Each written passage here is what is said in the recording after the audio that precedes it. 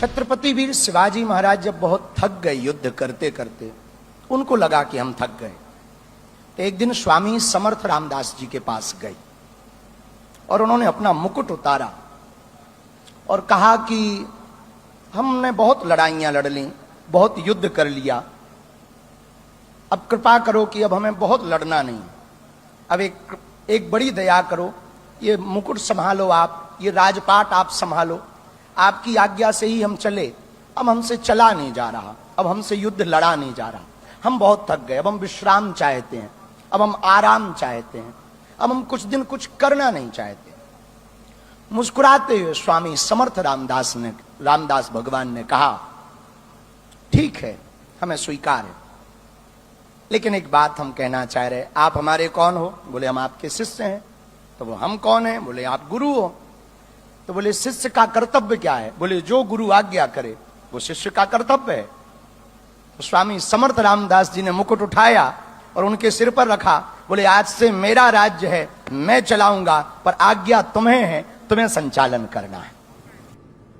हा महाराज म्हणतोय की रामदास हा छत्रपती शिवाजी महाराजांचा गुरु होता। अगदी कोर्टानेही सांगितले की रामदासाचा आणि शिवाजी महाराजांचा काडी मात्र संबंध नाही।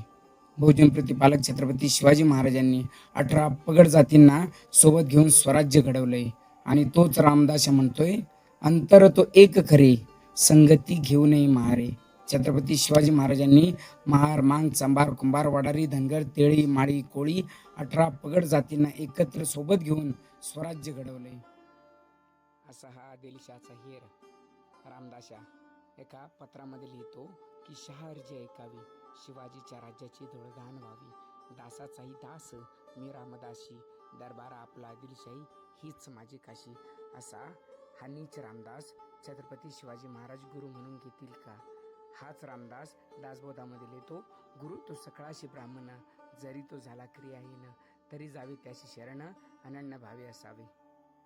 मागं त्या रविशंकरने हा नीचपणा केला होता आणि आता ह्या बागेश्वरनं तुम्ही कितीही वरडू सांगितलं तरी आता बहुजन समाज हे मान्य करणार नाही। बहुजनांनी ओळखलंय, बहुजन प्रतिपालक छत्रपती शिवाजी महाराजांचे खरे गुरु जगद्गुरु तुकोबाराय हेच आहेत। सर्वांना ससने जय जिजाऊ, जय शिवराय, जय भीम।